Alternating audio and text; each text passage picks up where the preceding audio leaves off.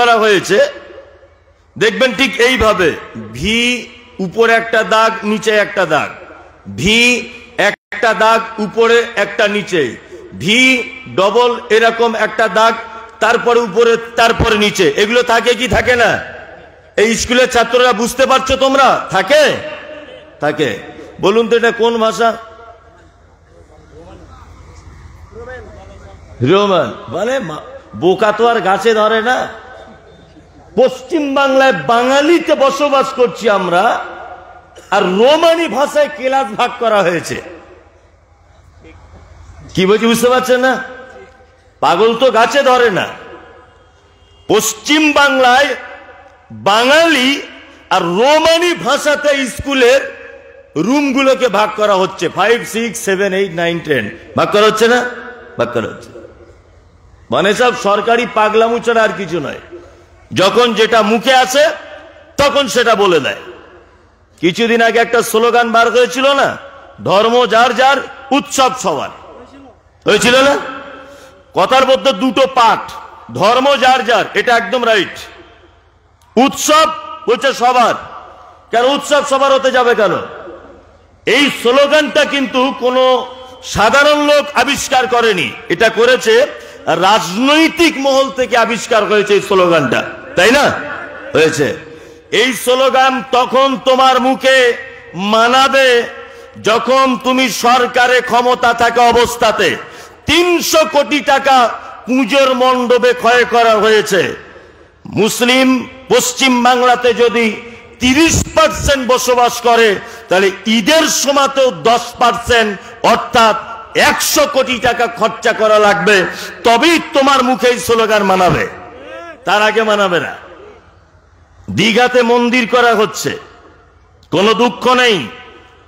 100 কোটি টাকা যদি দীঘার মন্দির তৈরি করতে খরচা হয়, তাহলে ভারতবর্ষের মাটিতে পশ্চিম বাংলাতে আমরা যদি 30% মুসলমান যদি বসবাস করি, রাম শাম যদু মধু তারা যদি এদেশে কর দেয়, এ রাজ্যই তারা যদি ট্যাক্স দেয়, আমি মুমতাজুল ইসলাম, শফিকুল, আইনুল, খায়রুল এরাও সবাই ট্যাক্স দিয়ে এই রাজ্যতে বসবাস করছে। ওখানে যদি 100 কোটি টাকা দিয়ে মন্দির নির্মাণ করা হয়, তার পাশে 30 কোটি টাকা দিয়ে একটা মসজিদ করতে হবে, তবে এই স্লোগানের বাস্তবতা হবে। কি বলছে বুঝতে পারছেন না? ফাউ ফাউ শুধুমাত্র ভোট ব্যাংক হিসেবে ব্যবহার করে এই মিথ্যা অভিনয় করে কোনো লাভ নেই। কোনো লাভ আছে? নেই। 300 কোটি টাকা পুজোর মণ্ডপে দেওয়া হয়েছে বিভিন্ন ক্লাবে। তাহলে আমরা যদি 30% ভারতবর্ষের মাটিতে বসবাস করি, তাহলে পশ্চিম বাংলাতে হিসাব অনুযায়ী 100 কোটি টাকা আমাদের পাওনা সরকারের কাছে। এই 100 কোটি টাকা ইমাম সাহেবদের মাঝখানে যদি বিলি বন্টন করে দিত, তবুও বলতাম যে আপনি ধর্ম যার যার উৎসব সবার এই কথার বাস্তব রূপ দিয়েছেন। কিন্তু আপনি যে স্লোগান দেন, এটা 100% মিথ্যা, মিথ্যা স্লোগান। এটা শুধু মুসলমানদের ব্রেন ওয়াশ করা হচ্ছে। সরকারি পদ্ধতি অবাক লাগে। গুটকা, গুটকা বুঝেন তো? গুটকার গায়ে লেখা আছে, বলছে খেলে ক্যান্সার হয়। বোঝার চেষ্টা করুন। সরকার শুধু ক্যান্সার হসপিটাল তৈরি করছে, শুধু ক্যান্সার হসপিটাল। ক্যান্সার হসপিটাল তৈরি করতে হবে কেন? নেশাদার দ্রব্য কোম্পানিগুলো বন্ধ করে দিলে মিটে যেত, যেত কি যেত না? নেশাদার দ্রব্যগুলো ব্যান করে দিলেই আর হসপিটাল করা লাগতো না, লাগতো? লাগতো না। কি আশ্চর্য ব্যাপার! বাঙালি বাংলা স্কুলে পড়াশোনা করব, আর রোমানি ভাষাতে ক্লাস ভাগ করা হচ্ছে। আস্তাগফিরুল্লাহ, লজ্জা লাগে এগুলো। দেখুন, পৃথিবীর একটা আশ্চর্য কেতাবের সঙ্গে পরিচিত হন আজকে। এক, স্কুলে দেখতে পাবেন মাস্টার মশাইরা অনেক সময় স্কুলের ভিতরে দেওয়ালে লিখে রাখে, ছাত্র ছাত্রীরা তোমরা এই দেওয়ালে সাইকেল রাখিবে না। আচ্ছা বলুন তো, এটা লেখা থাকে কি থাকে না? থাকে না? থাকে। সত্যি এরা মানে কি যে বুঝেছে মানুষকে, আর কি যে পাগল পেয়েছে। এখানে কোনো মাধ্যমিক পাস অন্তত পক্ষে নিম্ন কারা কারা আছেন একবার হাত তুলুন তো দেখি একটু। মাধ্যমিক মিনিমাম কারা? এর উপরে যারা আছেন হাত তুলুন। মাধ্যমিক মিনিমাম খুব কমই আছে, খুব কম। ওই তো আমি একবার গল্প বলি যে মুম্বাই গেলাম মাদ্রাসার আদায় করতে, তা আমার সঙ্গে একজন হাজি সাহেব গেছে, তা আমাকে এক জায়গায় শুতে দিয়েছে, হাজি সাহেবকে আর এক জায়গায় শুতে দিয়েছে। তা হাজি সাহেব তো হিন্দি বুঝে না, ও ভালো বলতে ফেলতে পারে না। তা সকালবেলা ঠিক ফজরের আগে একটা লোক ওকে ডাকতে উঠেছে যে চলুন আজানের টাইম হয়েছে। তো ও হিন্দিতে বলছে আপনার কোনো অসুবিধা হয়েছে রাতে? তা ও তো ব্যাপারটা হিন্দি ভালো বুঝে না, ও বলছে অসুবিধা নাকি হোতা, থোড়া থোড়া মশা কামড়াতা হয়, থোড়া থোড়া মশা কামড়াতা হয়। আচ্ছা বলুন তো এটা কোন ভাষা? না হিন্দি, না মালয়ালম, না তেলেগু, না মারাঠি, না গুজরাটি, না বাঙালি, তাই না? বলছে ছাত্র ছাত্রীরা তোমরা এখানে সাইকেল রাখিবে না। ছাত্র ছাত্রী এটা বাংলা ভাষা, তোমরা এখানে এটাও বাংলা ভাষা, রাখিবে না এটাও বাংলা, মাঝখানে একটা শব্দ আছে সাইকেল, তাই না? বলুন তো সাইকেলটা কোন ভাষা? ইংলিশ। মানে দুই দেশের দুটো ভাষা দিয়ে একটা শব্দ গঠন হয়? কথা বলুন, হয় না। সাইকেলের টোটাল পার্টস এটা আমরা ইংরেজিতে বলি। Cycle, mudguard, seat cover, bell, chain, সব কিছু আমরা ইংরেজি শব্দ দিয়ে তার নামগুলোকে ডাকি, ডাকি না? ডাকি। এটা কি করে সম্ভব? ওখানে বাংলা ভাষা ব্যবহার করতে হবে। কি বলছি বুঝতে পারছেন না? পৃথিবীতে একটা মাত্র কেতাব আছে যার নাম আল কোরআন। অন্য কোন দেশের ভাষা বা অন্য দ্বিতীয় কোন ভাষা ছাড়াই নিজে নিজে চলতে পারে বা শব্দ গঠন করতে পারে, তার নাম আল কোরআন। আশ্চর্য একটি কিতাব। আমি এই কিতাবের দ্বিতীয় নাম্বার সূরা, নাম তার সূরা বাকারা। এই সূরা বাকারা থেকে কয়েকটা কথা বলবো, আপনারা যদি শোনেন আলহামদুলিল্লাহ, না শুনলেও আলহামদুলিল্লাহ।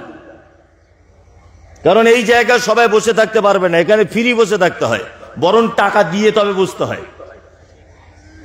এটা যদি কোনো এমএলএমপিদের ডাকা সভা হতো তাহলে হয়তো 2-5 কেজি চাল পাওয়া সম্ভব না থাকতো।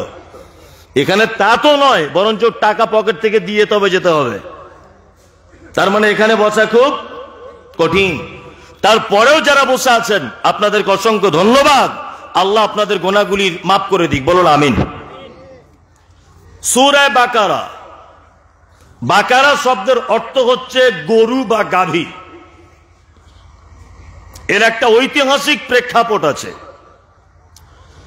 বানি ইসরাইলদের একটি লোক, খুব ধনী মানুষ। সূরাটি অবতীর্ণ হলো কেন বলছি, খুব ধনী মানুষ। লোকটির ছেলে নেই, একটাই তার ভাতিজা আছে। তার ভাতিজা এখন ভাবছে যে চাচার তো ছেলে নেই, তাহলে এক কাজ করি, চাচার সম্পত্তিগুলো আমি সব পেয়ে যাব বলে তার চাচাকে সে রাতের অন্ধকারে হত্যা করে দিয়েছে। হত্যা করে পাড়ার একটা লোকের বাড়ির দরজার সামনে ফেলে দিয়ে চলে এসেছে। সকালবেলাতে এ ওকে দোষ দিচ্ছে, এ ওকে দোষ দিচ্ছে, কে মার্ডার করলো। নিয়ে পাড়া প্রতিবেশীর ভিতরে একটা মারামারি, দ্বন্দ্ব, খুনোখুনি সৃষ্টি হলো। এক শ্রেণীর মানুষ বলতে লাগলো যে বানি ইসরাইলে এখনো পর্যন্ত একটা নবী আছে, এই নবীটির নাম হচ্ছে মূসা আলাইহিস সালাম। তোমরা কেন এক অপসে মারামারি করছো? চলো নবী মূসার কাছে যাই, তিনি আমাদের সঠিক ফয়সালা করবেন। মূসা আলাইহিস সালামের কাছে দুই দলের লোক এলো। হযরতে মূসা বললেন, তোমরা এক কাজ করো, একটা গরু আনো, একটা গরু। তা লোকগুলো খুঁজে খুঁজে একটা গরু আনলো। গরু আনার পরে বিস্তারিত ঘটনা।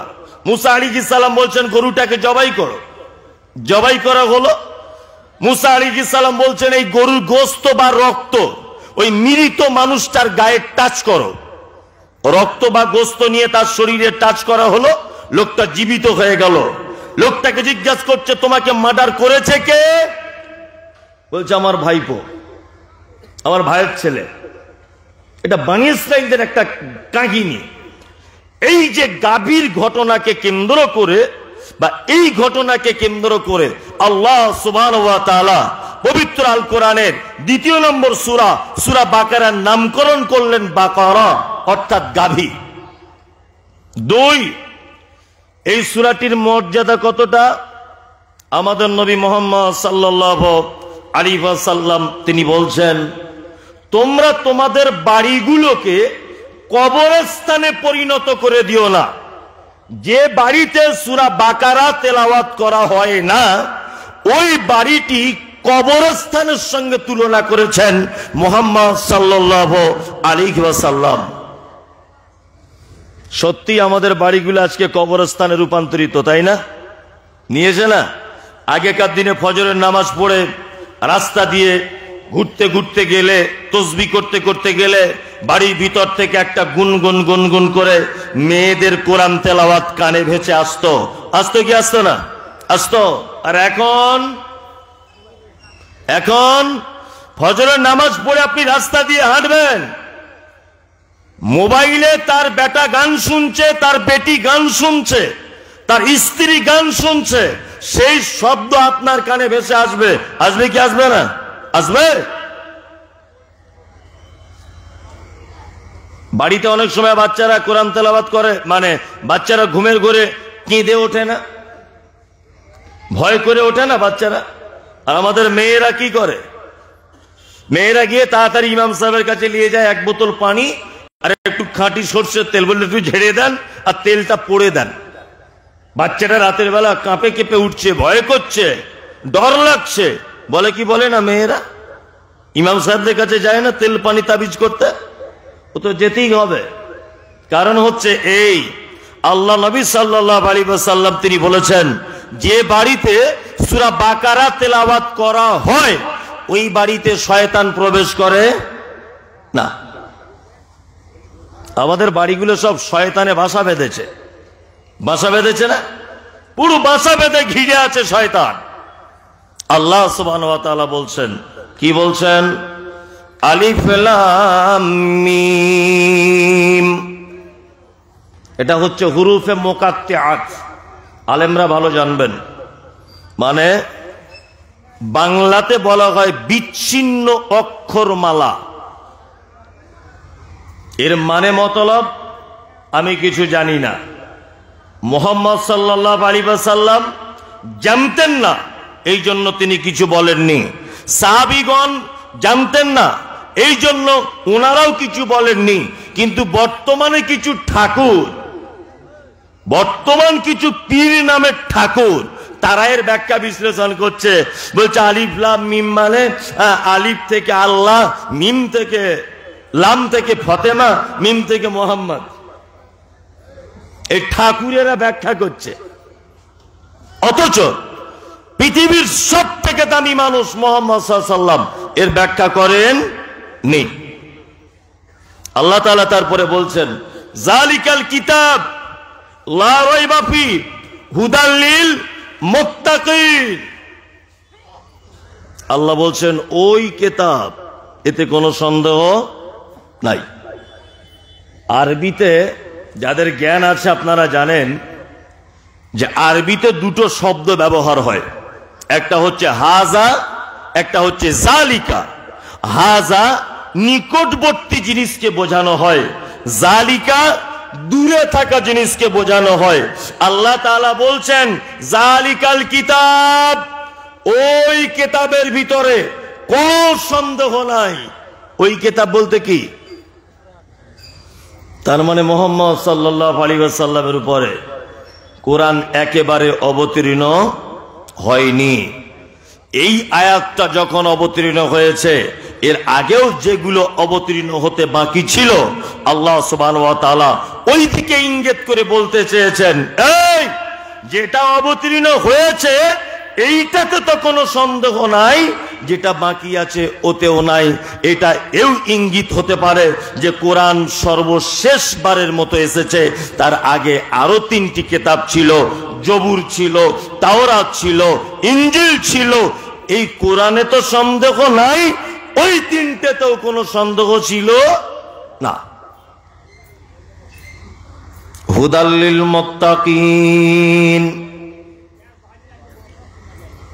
আল্লাহ বলছে এটা মুত্তাকিদের জন্য হেদায়াত, তাকওয়া, আল্লাহ ভীতি। যারা আল্লাহকে ভয় করে তারাই শুধুমাত্র এর থেকে সঠিক রাস্তা কি পাবে। এইবার আপনাদেরকে দুনিয়ার কটা কথা বলি। উপর বাংলাতে ময়মনসিংহ বলে একটা জায়গা বাংলাদেশে, এই জায়গাতে একজন মহিলা আছে, বিতর্কিত লেখিকা, নাম বলতে লজ্জা করে, তার নাম তসলিমা নাসরিন। নাম শুনেছেন? মারাত্মক বদমাইশ একজন নারী, ভারতবর্ষের খুব বিখ্যাত পরমাণু বিজ্ঞানী এবং প্রাক্তন রাষ্ট্রপতি এপিজে আব্দুল কালাম, বিশাল মাপের একজন মানুষ। বাংলাদেশের আসাদ নূর নামে একজন লোক, খুব পণ্ডিত ছেলেটা, কিন্তু নাস্তিক। আল্লাহ সুবহানাহু ওয়া তাআলা বলছেন হুদাল্লিল মুত্তাকিন, কোরআন পৃথিবীর সবার কাজ করবে না, কোরআন সবার উপকার করবে না, কোরআন থেকে উপকার তাদের হবে। কাদের? আল্লাহ বলছে যাদের ভিতরে আল্লাহর ভয় রয়েছে, তারাই শুধু সঠিক পথ পাবে। আজকে বড় আফসোস লাগছে, খুব বড় আফসোস। এই কোরআনের বদৌলতে মক্কাতে 360টা দেব দেবীকে যারা আল্লাহ বলে মানত, এই কোরআনের দাওয়াতের কাজের কারণে তারা এক পর্যায়ে লা ইলাহা ইল্লাল্লাহ বলে মুহাম্মদ সাল্লাল্লাহু আলাইহি ওয়াসাল্লামের হাতে হাত দিয়ে তারা ঈমান এনেছিল না? এনেছিল। আর আজকে আমাদের কাছে কোরআন থাকার পরেও মুসলমান নেতা নেত্রীদেরকে দেখা যাচ্ছে ওই যে ঠাকুরের পুজো হবে, উদ্বোধনী অনুষ্ঠানে কপালে লাল সিঁদুর দিয়ে ফিতে কাটতে যাচ্ছে, একেবারে সেজদা করে দিচ্ছে মুসলমানের বাচ্চা, শুধুমাত্র নেতা হওয়ার কারণে। এটা দেখতে পাচ্ছেন কি পাচ্ছেন না? পাওয়া যায়। আল্লাহ বলছে হুদাল্লিল মুত্তাকিন, এটা এমন একটি কিতাব, এর থেকে সবার উপকার হবে না, সবার উপকার হবে না। উপকার হবে কাদের? আল্লাহ তাআলা বলছে মুত্তাকিদের। মুত্তাকি কারা? আল্লাহ মুত্তাকির ব্যাখ্যা দিতে গিয়ে বলছেন আল্লাযীনা ইউকিমুনাস সালাত, ওরে মুত্তাকি তো তারা যারা সর্বপ্রথম সালাত আদায় করে। তার মানে যারা সালাত আদায় করে না, যারা নামাজ পড়ে না, ওরা আল্লাহকে ভয় করে কি না। আমাদের বাজারে অনেক কোয়ালিটির নামাজি পাওয়া যায়, পায় না? পাওয়া যায়। কিছু নামাজি আছে শুধু জুম্মার দিনে পড়ে, কিছু নামাজি আছে জোহরে যায় আসরে যায় না, মাগরিবে যায় এশাতে যায় না, ফজরে যায় আর আরেক ওয়াক্তে যায় না। এরকম নামাজি আছে না? নেই? আছে। তাহলে দুই প্রকারের নামাজি আছে। আর এক প্রকারের নামাজি কেমন না, যারা শুধুমাত্র দুটো ঈদগাহের দিনে ঈদে পড়তে যায়, যায় রোজাতে ঈদে, আর একটা যায় কুরবানিতে। আরো এক কোয়ালিটির নামাজি আছে যারা মান সম্মান রক্ষার্থে নামাজ পড়তে যায়। বাড়িতে কেউ আত্মীয় স্বজন এসেছে, হাজি সাহেব লোক, যদি নামাজ না পড়ি লজ্জার ব্যাপার, তার সঙ্গে যাচ্ছে মসজিদে নামাজ পড়তে। এরকম লোক আছে না? নেই? আছে। আল্লাহ বলছে আল্লাহকে ভয় করে, প্রথম তার গুণ সে সালাত আদায় করে, নামাজ পড়ে। এইবার আপনাদেরকে একটা কথা বলছি, এতক্ষণ যে নামাজিদের কথাগুলো বললাম, আচ্ছা বলুন তো এরা নামাজি না বেনামাজি? কথা বলুন, মানে আমার ভাষা বুঝতে পারেননি। আমি বলছি কিছু নামাজি আছে জোহরে পড়ে আসরে পড়ে না, আসরে পড়ে মাগরিবে পড়ে না, এশাতে যায় আপনার ফজরে যায় না। বলুন তো এরা নামাজি না বেনামাজি? বেনামাজি, তাই না? আপনার ছেলে মাধ্যমিক পরীক্ষা দিয়েছে, 4টে সাবজেক্টে পরীক্ষা হয়েছে, 3টেতে 100 করে নাম্বার পেয়েছে, 3টেতে 100, আর একটাতে পেয়েছে 0, একও নাম্বার পাইনি। বলুন তো পাস না ফেল? ফেল। 3 ওয়াক্তে পড়েছে, 1 ওয়াক্ত পড়েইনি, 0, ও বেনামাজি, ফেল। আল্লাহু আকবার। নামাজ এমন একটি ইবাদত, বাধ্যতামূলক, যে ইবাদত ছাড়া জান্নাতে যাওয়া কি যাবে না। আমি শুনেছি ঘুষ দিলে নাকি চাকরি পাওয়া যায়, শুনেছি যে আমাদের দেশের মাটিতে ঘুষ দিলে চাকরি পাওয়া যায়। তা এইটা পেপারে পড়ার পরে আমার আব্বাকে বলছি, আব্বা তোমার তো কোটি কোটি টাকা, বোঝানোর জন্য বলছি, কোটি কোটি তোমার টাকা, আচ্ছা বলো তো তুমি যদি 5 কোটি টাকা দাও তাহলে আমি কি স্কুলে হেডমাস্টার হতে পারি না? তা আমার আব্বা আমাকে 5 কোটি টাকা দিল। আমি গিয়ে এলাকার কোনো মেম্বারের কাছে গেলাম বা কোনো প্রধানের কাছে গেলাম, টাকাটা দিলাম যে ভাই এই নেন আপনার টাকা। তখন মেম্বার বলছে তোমার সার্টিফিকেটটা কই দেখি আনো। তখন বলছে আমি তো জীবনে কোনোদিন স্কুলে যাইনি। আচ্ছা বলুন, ঘুষ দিলে চাকরি হয় এটা নয় মানলাম, কিন্তু লেখাপড়া জানা লাগবে কি লাগবে না? লাগবে কি লাগবে না? লাগবে, লাগবেই। কোন একটা কাজের জন্য আটকে গেছে তখন ঘুষ দিলে চাকরি পাওয়া যায়, ওটা আলাদা ব্যাপার। কিন্তু একেবারে নিরক্ষর লোক সে যদি বলে 100 কোটি টাকা দেবো স্কুলে হেডমাস্টার হব, সম্ভব? তার মানে মাস্টার হতে গেলে শর্ত কি? লেখাপড়া জানা লাগবে। আমার ছেলের খুব শখ মিলিটারি চাকরি করবে, আমাকে বলে আব্বা মিলিটারি হব। ঠিক আছে হ। পরীক্ষা দিয়েছে, ফার্স্ট হয়েছে, বলছে আব্বা 50 লাখ টাকা ঘুষ লাগবে। আচ্ছা তাও দিয়ে দিলাম, সব কিছু কমপ্লিট, লিখিত পরীক্ষায় পাস, রানে পাস, ঘুষ দিয়েছে তবু 1 নম্বরে আছে 50 লাখ। এখন ফিতে দিয়ে যখন মেপে দেখছে তখন দেখছে আমার ছেলের সাইজ 3.5 ফুট। বোঝার চেষ্টা করুন, আমার ছেলের সাইজ 3.5 ফুট। বলুন তো আমার ছেলে মিলিটারিতে চান্স পাবে? পাবে? পাবে না। তাহলে মিলিটারিতে চান্স পেতে গেলে মূল শর্ত কি? হাইট ভালো হতে হবে, তাই না? দান করছে মসজিদে 1 লাখ, মাদ্রাসায় ওইখানে 1 লাখ। কারণ মেয়ের বিয়ে হয় না, আরে একাই দিয়ে দেবো, অসুবিধা নাই। মসজিদে মার্বেল পাথর একাই, কোনো সমস্যা নাই। শুধু গোলাম হোসেনের সব ভালো, ছেলে ভালো, লোক ভালো, জাত বংশ ভালো, কিন্তু নামাজ পড়ে না। ওর থাকার জায়গা জাহান্নাম। থাকার জায়গা কোথায়? জাহান্নাম। পৃথিবীর কেউ কে বাঁচাতে পারবে না। আমাদের সমাজে কিছু লোক আছে না, আমি জানি, আমি যেথায় যাই সেটাই কিন্তু ওই ঠাকুরের দলের লোক কেউ আসে না। কি বলছি বুঝতে পারছেন না? দাড়িওয়ালা, বড় পাঞ্জাবিওয়ালা, আর মাথাতে লাল কালো বড় পাগড়ি পরা ঠাকুর দেখতে পান না? ধর্মের নামে ব্যবসা দেখতে পান কি পান না? এই ঠাকুরের দলের কিছু লোক আসে না, বলছেন মুমতাজুল নবী মানে না, ওর জলসা শোনা হারাম। কি বলছি বুঝতে পারছেন না? ওই ঠাকুরের দলের কিছু লোক দেখতে পাওয়া যায়। একটা লোক মারা গেল, ইমাম সাহেব জানাজার সামনে দাঁড়িয়ে দাঁড়িয়ে বলছে আমাদের গ্রামের শফিকুল চাচা মারা গেছে, যদি ঋণ টিন কারুর কাছে কিছু করে থাকে আল্লাহর রাস্তায় মাফ করে দেবেন। মেয়েদের তরফ থেকে 32 খতম আর ছেলেদের তরফ থেকে 30 খতম, টোটাল 62টা খতম দেওয়া হয়েছে শফিকুল ভাইয়ের জন্য। এইগুলো সব বক্সে দেওয়া হবে। আর 41-এর দিন অবশ্যই আপনারা আসবেন, 2টো বড় হালের গরু জবাই করা হবে। তার বেটারা ধনী লোক, জনমের খাওয়া খেয়ে যাবেন। 2টো বেটা যায় জানাজার পরে ইমাম সাহেবকে বলছে, ইমাম সাহেব, তা বলছে কি?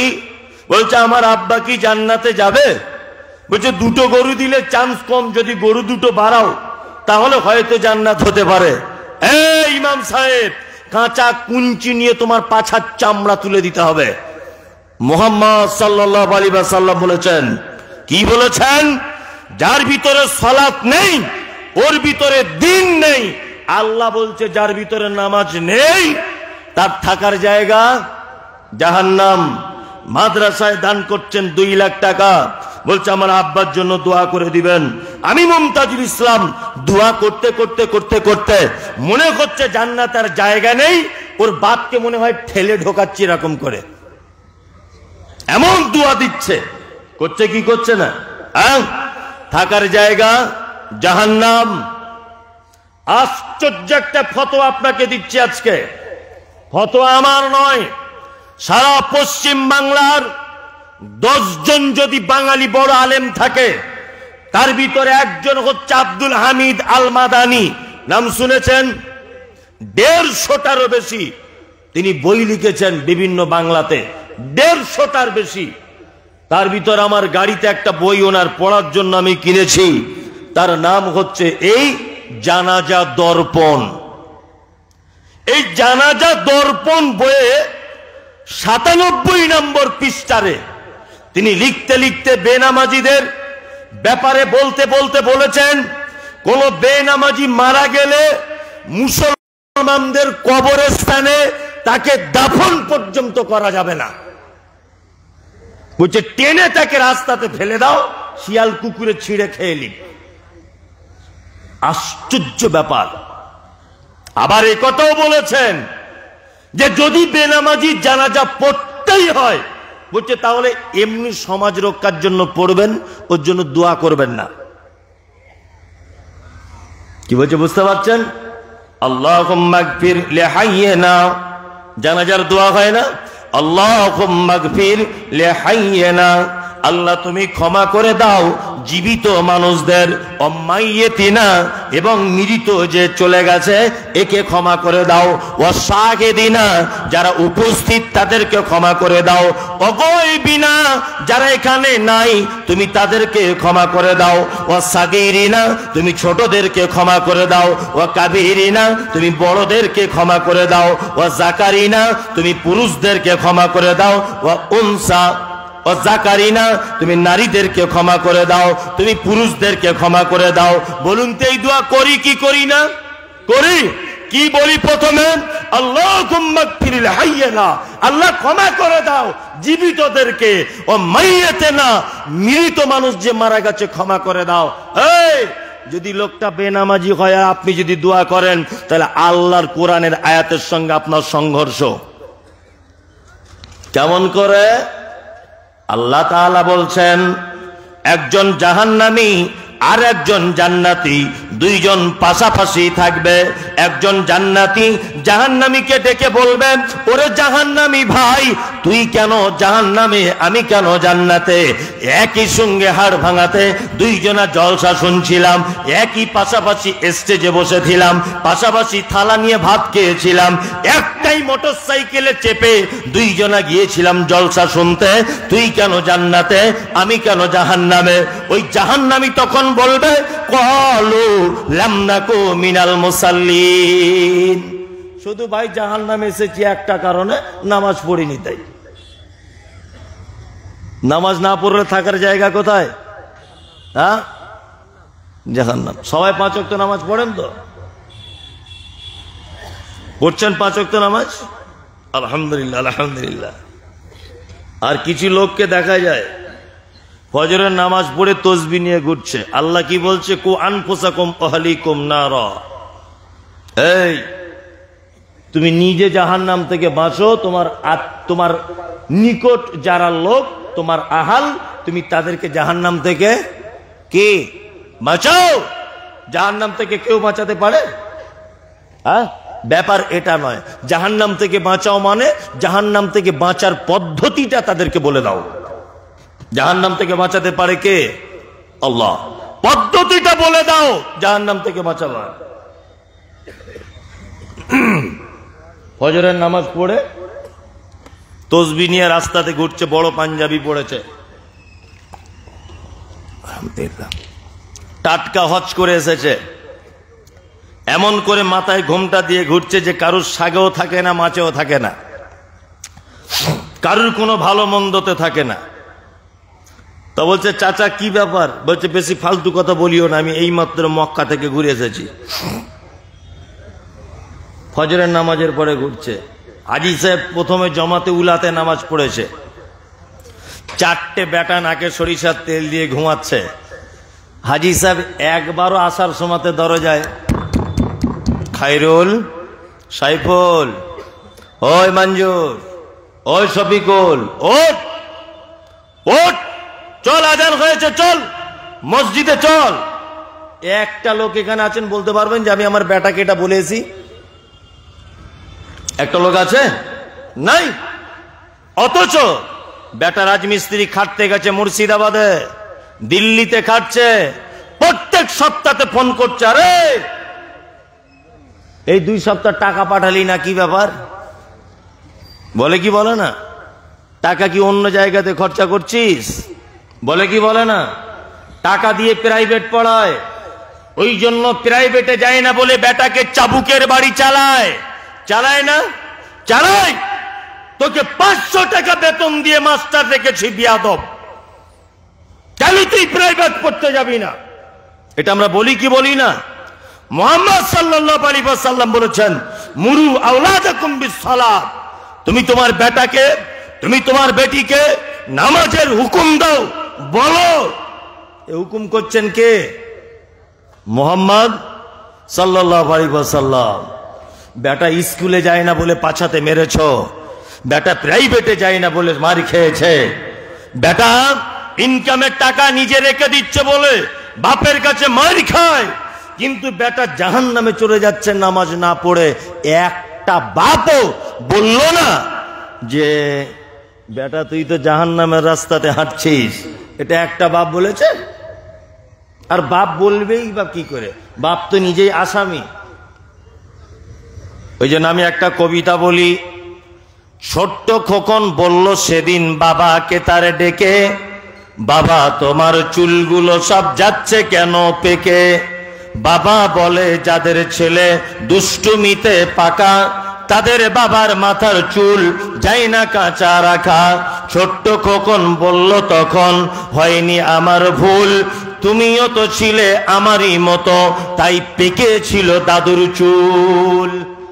কি বুঝলেন?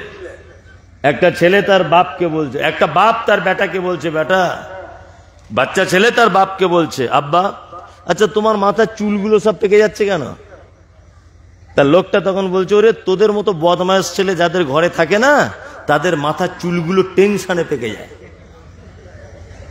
তখন ছেলেটা বলছে, তাহলে দাদুর চুলগুলো পেকেছিল কেন আব্বা? তুমি নিশ্চয় মাল্টিভিটামিন ছিলে। ঘটনা তো তাই, তাই না? এখন 10 বছর বয়সে আপনার ছেলেকে চাবুকের বাড়ি নিয়ে বলতে যাচ্ছে, নাই নামাজ পড়, চামড়া তুলে দেবো তোমার। আপনার ছেলে যদি ঘুরিয়ে বলে, তুমি তো নামাজ পড়া ধরেছো, তোমার বয়স তখন 50 বছর, তুমি আমার এই 10 বছর যখন বয়স আমার ছিল, আর তোমার যখন 10 বছর বয়স ছিল, তুমি তখন কি কি করেছিলে বলো? এই কথা বলতে পারে কি পারে না? পারে, পারে। মানে এমন একটা পজিশন চলে এসেছে, না বাপ বলতে পারছে বেটাকে, না বেটা বলতে পারছে বাপকে।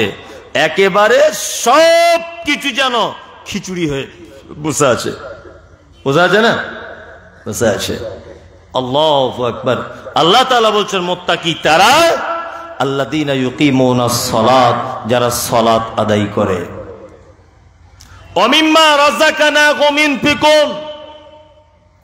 আল্লাহ তাআলা মুত্তাকিদের বর্ণনা দিতে গিয়ে বলছেন, আল্লাযীনা ইউমিনুনা বিল গায়বি, যারা আল্লাহকে বিশ্বাস করে না দেখে, ওয়ায়ুকিমুনাস সালাত, যারা সালাত আদায় করে, ওমিম্মা রাযাকানাহুম ইউনফিকুন। আর মুত্তাকি তারাই যারা আল্লাহর রাস্তাতে দান করে। 3টি মাত্র মুত্তাকির গুণ বলা হয়েছে। এক, আল্লাহকে যারা না দেখে বিশ্বাস করে। আমার আগে যিনি বক্তব্য রাখছিলেন উনি নাস্তিকদের ব্যাপারে কথা বলছিলেন, তাই না? কি করে মানুষ নাস্তিক হয়? নাস্তিকদের আল্লাহ আছে কিনা প্রমাণ করছিলেন না? আসলে এক একজনের বক্তব্য তো এক এক রকমের। এই মমতাজুল ইসলাম আপনাকে বলছি, আল্লাহকে আবিষ্কার করা যায়। আল্লাহকে কি যায়? আবিষ্কার করা যায়। কেমন করে আবিষ্কার করতে হয় বা করা যায়? আবিষ্কার মানে খুঁজে পাওয়া, খুঁজে পাওয়া। আপনাকে কোরআনের কয়েকটা আয়াত দিয়ে এবার বোঝানোর চেষ্টা করছি। মাগরিবের নামাজের আগে মাঠে যান তো চাষি মানুষ? যান না? যান। মাঠে গিয়ে দেখবেন ধানের জমির দিকে তাকিয়ে এরকম উপরে আকাশের দিকে কিছু বক পাখি আছে। তারা এই রকম ভাবে ডানা মেলতে মেলতে আকাশে এইভাবে উঠতে থাকে। 4-5 বার 7 বার ডানাটা এরকম করে মেলে আবার দেখবেন এইরকম স্থির করে দেয় ডানাটা। করে না? করে। আল্লাহ বলেন, আওয়ালাউ ইয়ারাম ইলাত তাইরি ফাওকাহুম সাফাতিন ওয়া ইয়াকবিজ মা ইমসিকুহুন্না ইল্লার রহমান ইন্নাহু বিকুল্লি শাইইন বাসীর। আল্লাহ বলছে, আমাকে খুঁজছো বান্দা, পাচ্ছ না? আমাকে খুঁজছো, পাচ্ছ না? আমাকে পেয়ে যাবে। আকাশের ফাঁকা জায়গাতে তাকিয়ে দেখো পক্ষী কুলের দিকে, তারা যখন ডানা মেলতে মেলতে ডানাকে স্থির করে দেয়, আমি আল্লাহ তাদেরকে ফাঁকা জায়গাতে স্থির করে ভাসমান অবস্থায় রেখে দিই। পৃথিবীর কোন মানুষের পক্ষে সম্ভব নয়। রসগোল্লা কি দিয়ে হয়? রসগোল্লা কি দিয়ে? বুঝে বলুন। দুধ দিয়ে রসগোল্লা হয়? কিছু বুঝিস? ছানা দিয়ে হয়। ঠিক। রসগোল্লা কি দিয়ে? ছানা দিয়ে হয়। এইবার বলুন, ছানা কি থেকে হয়? দুধ থেকে। আল্লাহকে খুঁজে পাচ্ছেন না, তাই তো? দুধ কোথা থেকে আসে? গাভী থেকে, তাই না? এবার আপনাকে বলছি, আচ্ছা গাভী খায় কি? ঘাস খায়, খড় খায়, তাই না? এইগুলো খায়। গাছের পাতা খায়। ওই পাতা খড়গুলো পেটের ভিতরে পচে যায়, নিয়ে পায়খানা করে, তার নাম গোবর, তাই তো? আচ্ছা গোবর সেন্ট হয় না খুব দুর্গন্ধ হয়? দুর্গন্ধ হয়। গাভীর শরীরের ভিতরে থাকে কি? রক্ত, মাংস, থাকে গোবর, থাকে তার পেচ্ছাপ, থাকে না? আল্লাহ সুবহানাহু ওয়া তাআলা বলছেন, বান্দা আমাকে খুঁজে পাচ্ছ না? এত কিছু ময়লা আবর্জনার ভিতর থেকে গাভীর বাঁটে হাত দিয়ে টানলে সাদা ধবধবে স্বচ্ছ দুধ তুমি পান করবে বলে তোমার পাত্রটা ভর্তি করে দিই। সুবহানাল্লাহ।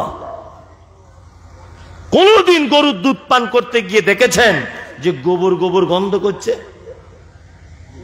বরঞ্চ একটা খুশবু, তাই না? এটা কে করেন? কে? আল্লাহ। আল্লাহ আল্লাহ আল্লাহকে আবিষ্কার করা যায়। ওই জন্য আল্লাহ বলছে যে আমাকে যারা না দেখে বিশ্বাস করে, আল্লাযিনা ইউমিনুনা বিল গায়বি, আমাকে না দেখে বিশ্বাস করতে হয়। আচ্ছা বলুন তো, বিশ্বাস দেখে বেশি প্রেম হয় না না দেখে বেশি হয়? না দেখে বেশি হয়, তাই না? আল্লাহকে যদি দেখতে পাওয়া যেত তাহলে প্রেম কমে যেত। কাজী নজরুল বলেছেন, তুমি যদি অরিজিনাল কাউকে ভালোবাসো তাহলে তুমি তার সামনে যেও না। দেখছেন না ফোনে ফোনে আগেকার দিনে সুইচ ওয়ালা ফোন, প্রেম ভালোবাসা হতো। হ্যালো সোনা, হ্যাঁ জান, ডার্লিং কি করছো? করতো কি করতো না? করতো। সুইচ ওয়ালা ফোন যখন ছিল কেউ কাউকে দেখতে পেত না। তোমার বাড়ি কোথায়? আমার বাড়ি হাড় ভাঙাতে। তোমার বাড়ি? বলছে আমার বাড়ি ভাটলে। তাই? বলছে হ্যাঁ। 4-6 মাস একভাবে কথা হচ্ছে। এ ওকে বলছে সোনা, এ ওকে বলছে জান, এ ওকে বলছে অক্সিজেন, এ ওকে বলছে তুমি আমার হার্ট, তুমি আমার জান। নানান প্রেমের গল্প চলছে। চলে না? চলে চলে। আম গাছে হেলান দিয়ে, জাম গাছে হেলান দিয়ে, নারকেল গাছে পিঠ দিয়ে টেক লাগিয়ে প্রেম চলতো না? চলতো। তা ছেলেটা এখন মেয়েটাকে বলছে, সোনা তোমাকে একবার দেখতে আমার খুব ইচ্ছা করছে, খুব। তো হচ্ছে এক কাজ করো, তাহলে ভাটল বাজারে এসো। সুইচওয়ালা ফোন তো। তখন বলছে তোমাকে আমি কোনোদিন দেখিনি। এ বলছে তোমাকেও তো দেখিনি। বলছি তাহলে প্রথম দেখে কি করে বুঝবো তুমি এইটা? মেয়েটা বলছে আমি প্যারালাল পরে থাকবো, মাথায় লাল ফিতে দিয়ে চুল বাঁধা, হাতে দেখবে মেহেন্দি লাগানো, আর আমার চোখের নিচে একটা ছোট্ট তিল আছে এখানে কালো পাড়ান, তুমি এইটা দেখে বুঝতে পেরে যাবে। তাই? বলছে হ্যাঁ। ছেলেটা বলছে আমি কি পরে যাবো জানো? বলছে কি? বলছে ডান হাতে ঘড়ি, তারপরে চম্মা চোখে,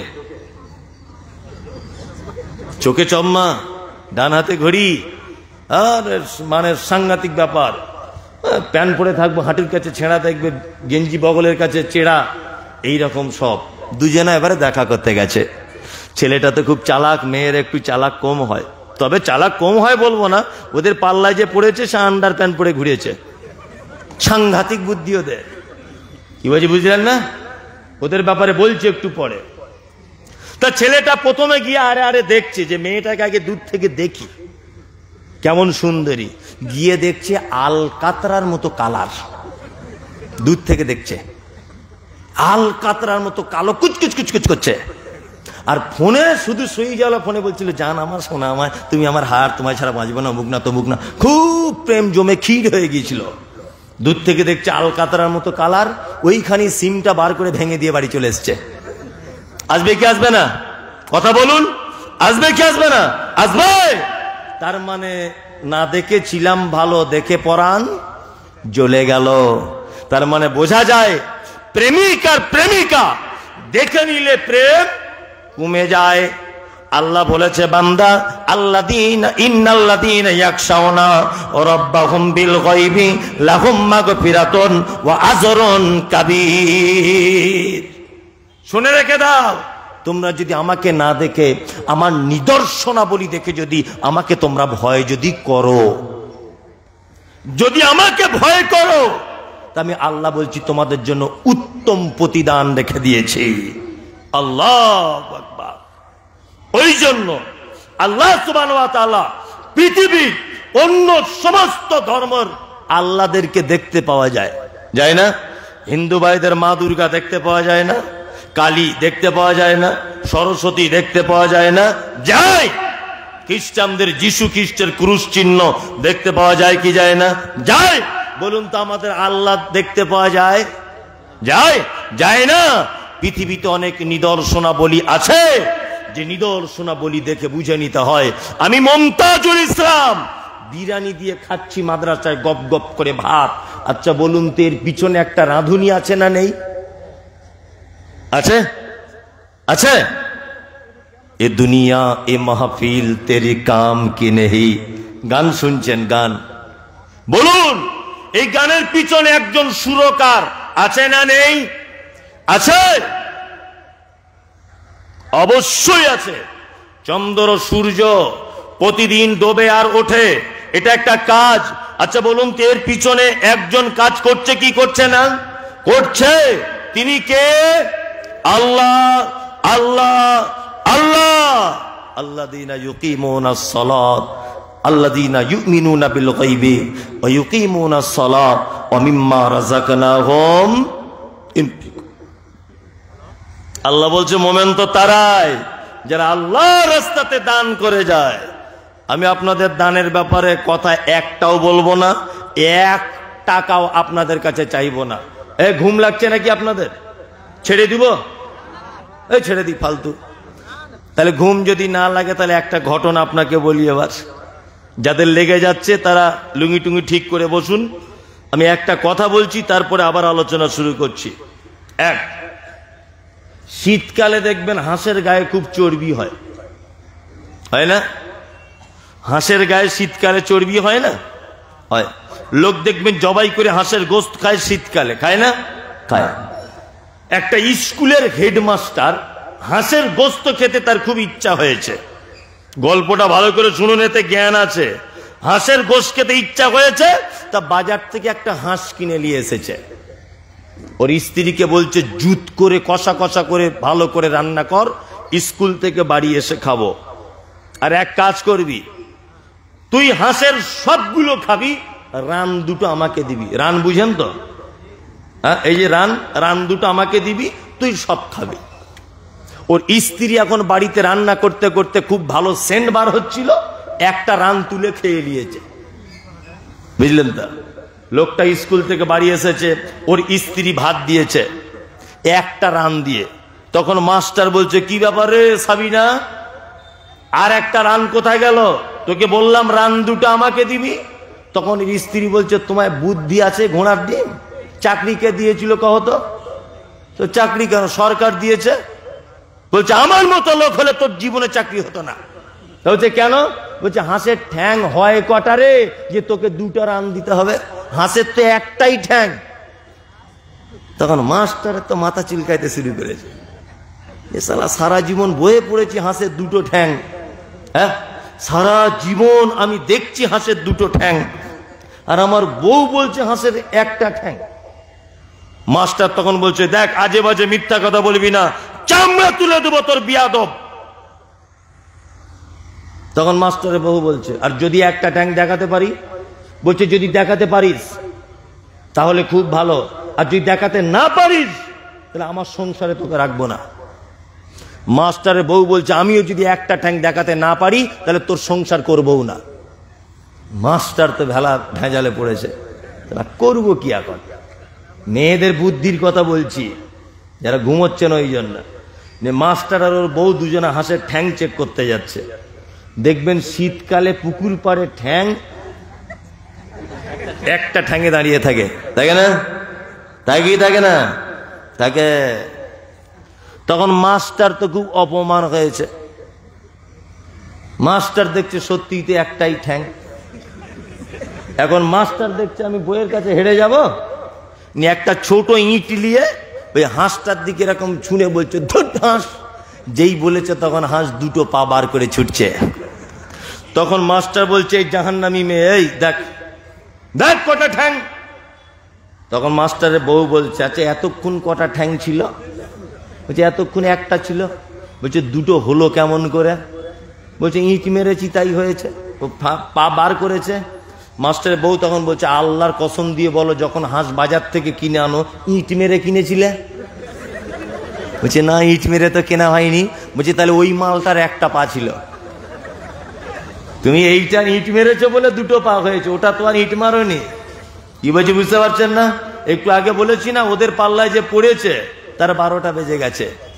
বুদ্ধিমানের বুদ্ধি নষ্ট করে দিবে, কোটিপতির ধন নষ্ট করে দিবে। এর নাম কি? নারী। খুব সাবধানে থাকবে। চলুন এইবার আপনাদেরকে একটা ছোট্ট হাদিসের অংশ শোনাই। আচ্ছা বলুন, এখানে যারা বসে আছেন আল্লাহর নবীকে কেউ চোখে দেখেছেন? কেউ দেখেছেন না? কিয়ামতের দিনে যেন একটু দেখা হয়, এ আশা আপনাদের কার কার আছে? আর তুলুন। মাশাআল্লাহ, সবার আছে, তাই না? সবারই আছে, নবীর সাথে যেন একটু দেখা হয়। চলুন হাদিস বলে দিই, নবীর সঙ্গে দেখা হবে কেমন করে।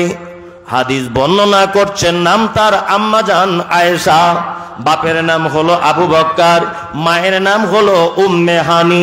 হাদিসের পরিভাষাতে আয়েশাকে বলা হয় মুহাদ্দিসা। শুধু এখানেই ক্ষান্ত নয়, বিশ্বনবী যত হাদিস বর্ণনাকারিণী সাহাবিয়াগণ রয়েছেন তার মধ্যে 1 নম্বরে রয়েছেন আম্মাজান আয়েশা সিদ্দিকা রাদিয়াল্লাহু তাআলা আনহা। শুধু এখানেই ক্ষান্ত নয়, আল্লাহর নবীর সঙ্গে বিয়ে হওয়ার আগে আয়েশাকে 2 বার স্বপ্নের মাধ্যমে দেখানো হয়েছিল। এইখানে শুধু ক্ষান্ত নয়, বিশ্ব নবী বলছেন, আমি খাদিজার বিছানাতে যখন শুয়ে থাকতাম আমার কাছে কোরআন অবতীর্ণ হতো না, কিন্তু আবু বকরের বেটি আয়েশা এত ভাগ্যবতী নারী, আমি আয়েশার বিছানায় শুয়ে থাকলে উপর থেকে কোরআন অবতীর্ণ হতো, আমার কাছে জিবরিল আসতো। শুধু এইখানেই ক্ষান্ত নয়, বিশ্ব নবী অন্য কোন নারীকে উপনাম দিয়ে ডাকতেন না, অর্থাৎ নিজে নিজে বানিয়ে বানিয়ে কোনো নাম দিয়ে ডাকতেন না।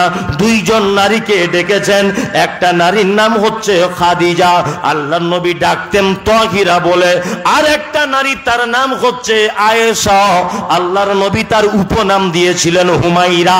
মানে আয়েশা লাল রঙের কালারের পরিষ্কার ছিল, এই জন্য আল্লাহর নবী বলছেন তোমার নাম হচ্ছে হুমাইরা।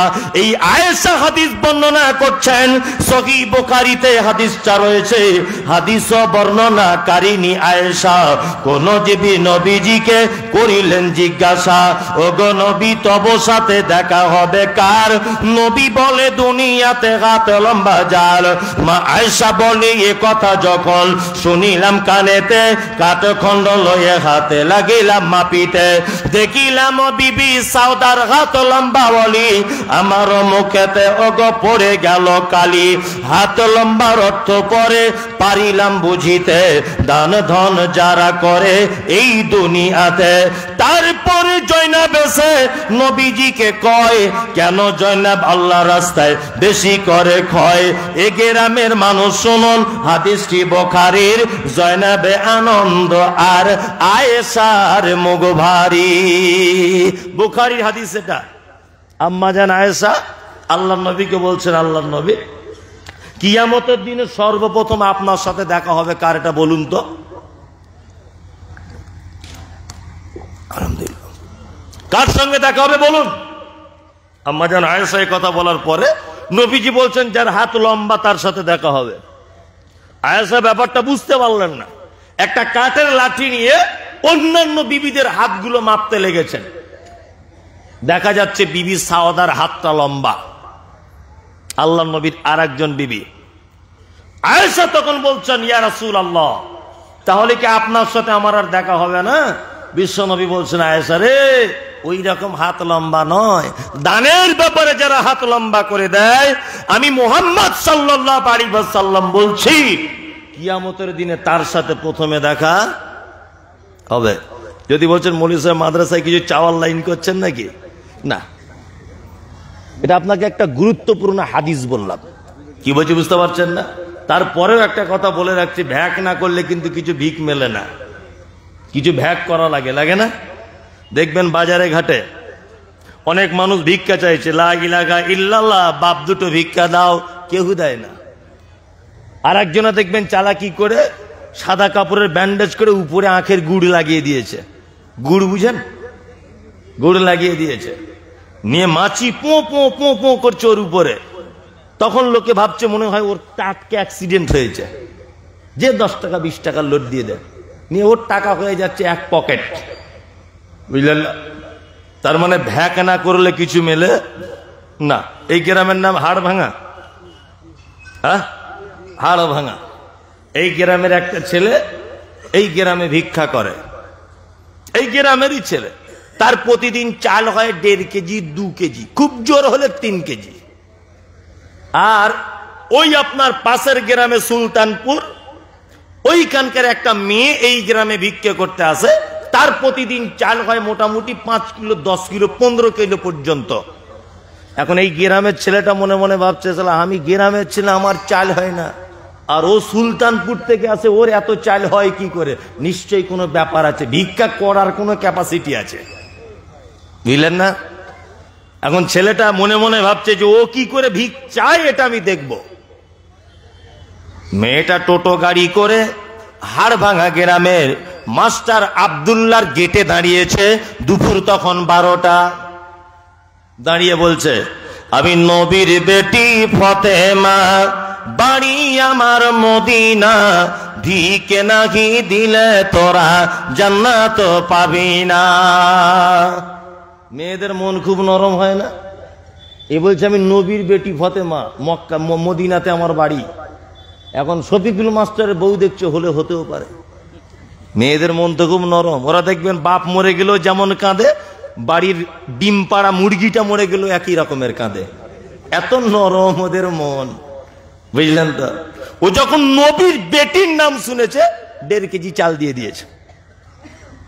ছেলেটা তখন ভাবছে, ওরে চিটিংবাজ দেখেছি, এ তো মারাত্মক চিটিংবাজ, নবীর বেটির নামে চাল তুলছে। ফতেমার স্বামীর নাম কি ছিল? হযরত আলী। মেয়েটা আর একটা বাড়ি গেল, গিয়ে বলছে আমি নবীর বেটি ফতেমা, বাড়ি আমার মদিনা, দিকে নাহি দিলে তোরা জান্নাত পাবি না। ছেলেটার আর সহ্য হলো না, আস্তে আস্তে করে মেয়েটার পিছনে টুকটুক করে আগিয়ে গিয়ে বলছে আমি হলাম হযরত আলী, এতদিন তুই কোথায় ছিলি? তোর প্রেমেতে পাগল আমি, আজকে তোকে ছাড়ব না। তুই যদি ফতেমা হবি তা আমি হযরত আলী, চাল যা হবে দুজনা 50-50 বলে মারামারি লেগে গেছে, কঠিন মারামারি বুঝলে। তার মানে ভ্যাক না করলে কিছু ভিক মিলবে না। আল্লাহ বলছে মুত্তাকি তো তারা, ইনফিকুন, তাদেরকে আমি যে রুজি দিয়েছি তার থেকে আল্লাহ রাস্তায় কিছু দান করবে।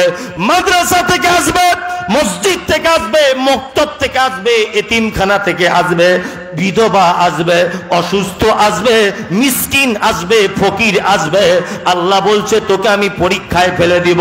তোকে মাল দিয়েছি মানে যেমন কঠিন মাল দিয়েছি, তোর কঠিন পরীক্ষায় ফেলে দিব আমি আল্লাহ। পরীক্ষাতে পাস করলে ভালো, আর ফেল করলে তোর থাকার জায়গা জাহান্নাম। মাল দিয়ে মানুষকে পরীক্ষা করা হয় না? এই দেখুন আপনাকে একটা বাস্তব জিনিস দেখাই।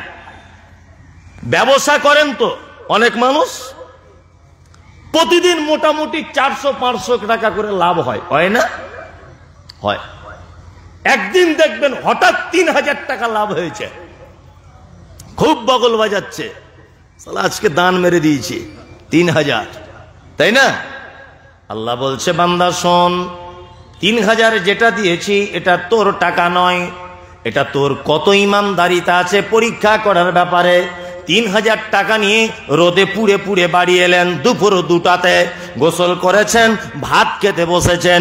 এই সময় একটা লোক দরজা আওয়াজ করে বলছে আব্দুল্লাহ ভাই, আমার বেটির বিয়ের লেগে কিছু দাও। আব্দুল্লাহ তখন গরম দিয়ে বলছে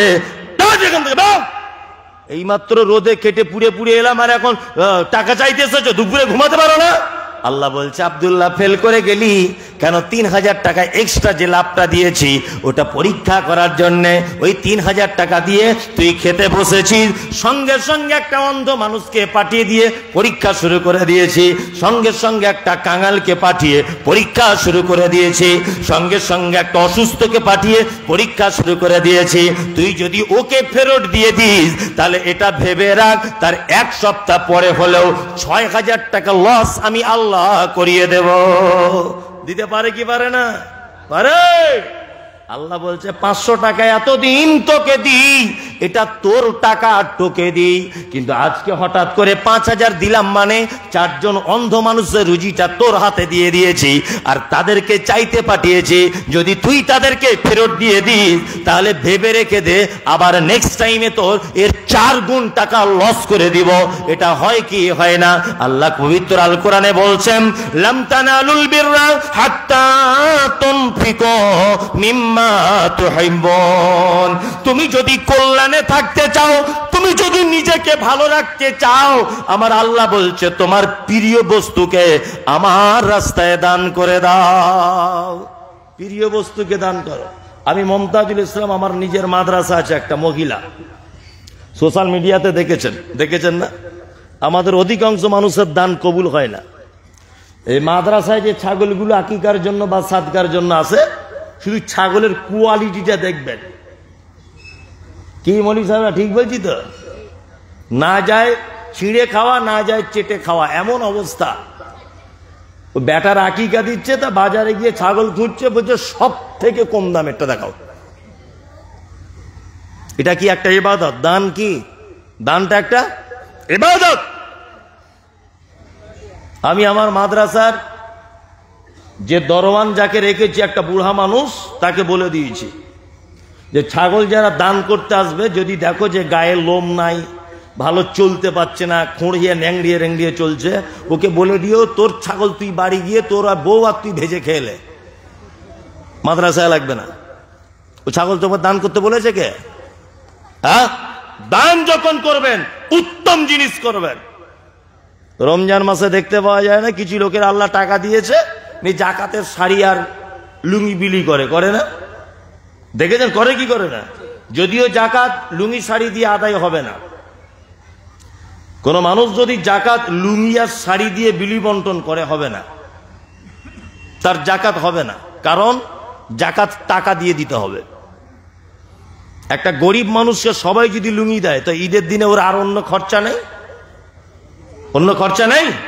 আচ্ছা, আর একটা কথা, জাকাতের টাকা তো গরিবের অধিকার। তুমি ওর টাকাতে কেন শাড়ি কিনতে গেলে মোস্তানি করে? টাকা তো ওর, তুমি কেন ওর টাকাতে ফোটানি করে শাড়ি ব্লাউজ কিনতে গেলে? জাকাত বার করে দেওয়ার পরে তোমার সলিড যে মাল আছে ওইটা থেকে কিছু জাকাতের মানে দান হিসাবে তুমি শাড়ি ব্লাউজ কিনে বিলি করো। ঘটনা ঘটে কি ঘটে না? রমজান মাসে 20টা শাড়ি বিলি করছে, কত দামের না? 170 টাকা দামের। মানে এইরকম করে ধরলে উপরে কি আছে সব দেখা যাবে, চারিদিকে সব দেখা যাবে। এরকম লোক আছে না নেই? আছে। আর ওর বউ যে শাড়িটা পরছে 1500 টাকা দামের। এ শাড়ি দিলে মারাত্মক পাপ হবে। নবীজি বলেছেন, তুমি নিজের জন্য যেটা পছন্দ করো, তুমি তোমার ভাইয়ের জন্য সেটা পছন্দ করো। 20টা শাড়ি দিতে হবে না, আপনি 2টো শাড়ি দেন, একটু দামি দেখে দেন। 100টা লুঙ্গি দিতে হবে না, আপনি 20টা লুঙ্গি দেন, একটু ভালো মানুষের মতো দেন। আল্লাহ তাআলা বলছেন, উত্তম জিনিস তোমাদেরকে কি করতে হবে? আল্লাহর রাস্তায় দান করতে হবে। পৃথিবীতে একটি মাত্র ইবাদত যে আপনার মানে বিপদ থেকে বাঁচাতে পারে, তার নাম কি? কি? দান। কিছুদিন আগে পোলিও করোনার ভ্যাকসিন দিচ্ছিল না? দিচ্ছিল না? যাদের হয়নি তাদেরও দিচ্ছিল ভ্যাকসিন, দিচ্ছিল না? দিচ্ছিল। কারণ কি?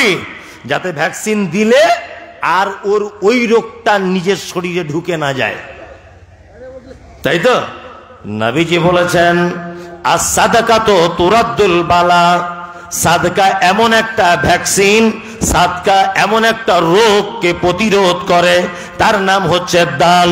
আপনি যদি দান করে দেন, আপনি যদি সাদকা করে দেন, তাহলে কি হবে না, আপনার আগামী দিনে যদি কোনো বিপদ আসার যদি হয়, নবীজি বলছে তার বিপদকে আটকে দেওয়া হবে, তার বিপদ আটকে দেওয়া হবে। আমরা সাদকা দান করি, শেষ মুহূর্তে করি। ডাক্তার বাবু ফেরত দিয়েছে পিজি থেকে ফেরত, বলছে আর বাঁচবে না, বাড়িতে রসগোল্লা পান্তুয়া সন্দেশ যা পারো গিয়ে খাইয়ে দাও, আর হবে না। তখন ওর বড় বেটাটা নিয়ত করছে, আল্লাহ আমার মা যদি ভালো হয়ে যায় তো মাদ্রাসা একটা গরু কিনে দিব। ডাক্তার ফেরত দিয়েছে, তখন এ দান কবুল হবে? ওর মা সুস্থ হবে? নবীজি কি বলছেন? নবীজি বলছেন যে তুমি আগে থেকে সাদকা করে তুমি তোমার পরিবারকে, তুমি তোমার নিজেকে বাঁচাও, অসুখ থেকে বাঁচাও, বিপদ থেকে বাঁচাও, মুসিবত থেকে বাঁচাও। তোমরা বেশি বেশি করে সাদকা করো।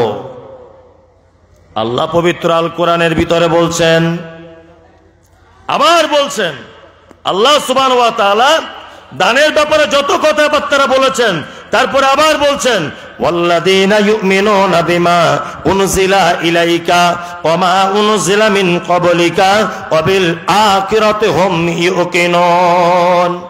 মুত্তাকি তারা যারা বিশ্বাস করবে যেটা তার রবের পক্ষ থেকে অবতীর্ণ হয়েছে, অর্থাৎ কোরআনটাকে, এর আগেও যে সমস্ত কিতাবগুলি এসেছে তাদের প্রতি বিশ্বাস করবে।